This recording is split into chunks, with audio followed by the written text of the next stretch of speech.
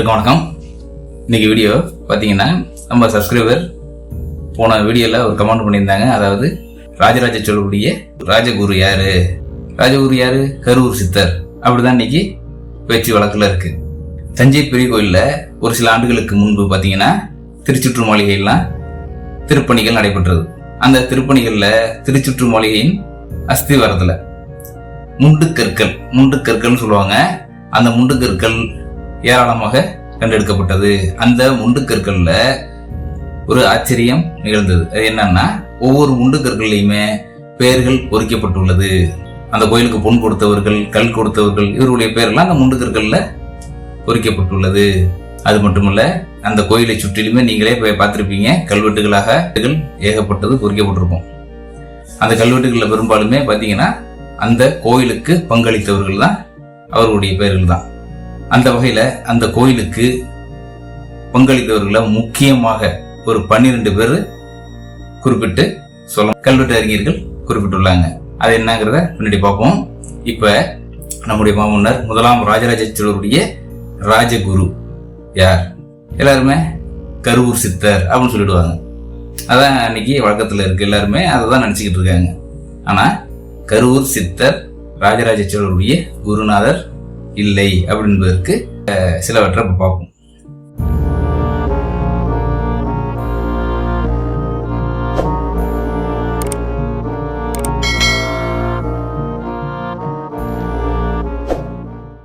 முதல்ல ராஜராஜ சோழருடைய குருநாதர் கரூர் சித்தர் அப்படின்னு ஏன் சொல்றாங்க அப்படின்னா, அதற்கு முதல் சான்ற என்ன சொல்றாங்க, அனைவருமே இணையதளத்தில் பார்த்துருப்பீங்க.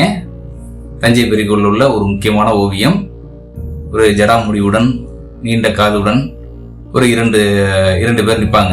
ஒரு ஓவியத்தை பார்த்துருப்பீங்க.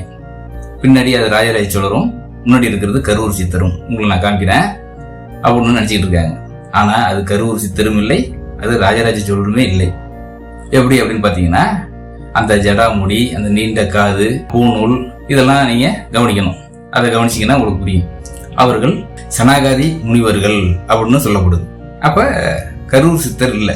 அடுத்து ராஜராஜ சோழருடைய குரு கோயிலுக்கு பின்புறம் உள்ள கரூர் சித்தருடைய சமாதி கோயில் அப்படின்னு சொல்லப்படுது. அந்த கரூர் சித்தருடைய கோயில் 20ஆம் நூற்றாண்டில் தான் அங்கு கட்டப்பட்டது. அடுத்து தஞ்சை பெரிய கோயிலை கட்டியது, அந்த கோயில் கட்டுவதற்கு ஒரு திட்டம் தீட்டி கொடுத்தது கரூர் சித்தர் அப்படின்னு சொல்லப்படுது. அதுவும் இல்லை. ஏன்னா அந்த கோயிலுக்கு தலைமை பொறியாளர், தலைமை தச்சர் யார் அப்படின்னா ராஜராஜ பெருந்தச்சன் எனும் குஞ்சர மல்லன். அவருக்கு உதவியாளராக நித்த வினோத பெருந்தச்சன், கண்டாரித்த பெருந்தச்சன், இவர்கள் தான் அந்த கோயிலுடைய திட்டம், கோயிலை கட்டுவதற்கான திட்டம் போட்டது. அவர்கள் தான் அந்த கோயிலை கட்டியது. ராஜராஜ சோழருடைய குரு கரூர் சித்தர் இல்லை என்பதற்கு அடுத்த ஆதாரமாக அவர் திருவிசைப்பா அப்படிங்கிற ஒரு பாடல் பாடியிருக்காரு. அதுல பாடிய சில வரிகள், மரிதிரை வடவாற்றிடு புனல் மதிகில் வாழ் முதலை இஞ்சிசூழ் தஞ்சை அப்படின்னு திருவிசைப்பால பாடியிருக்காரு.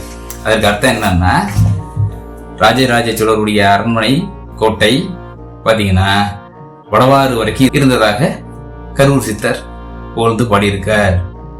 கரூர் சித்தர் அவரு இல்லையா அப்படின்னு கேட்டா, கரூர் சித்தர் இருந்தார். ஆனா ராஜராஜ சோழர் காலத்துல இல்லை என்பதே உண்மை.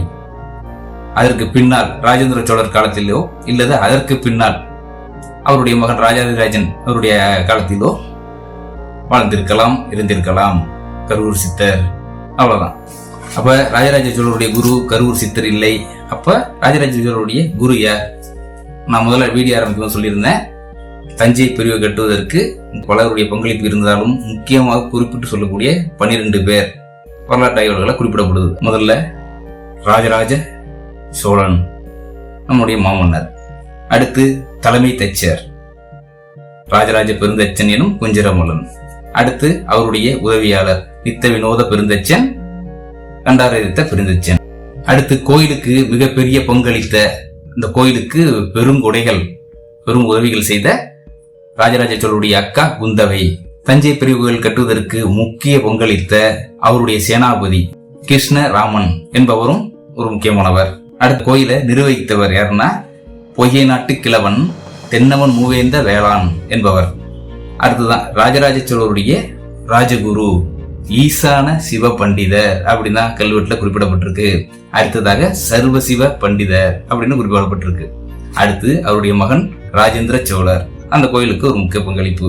அந்த கோயிலுடைய தலைமை பூசாரி பவன பிடாரன் என்பவர்.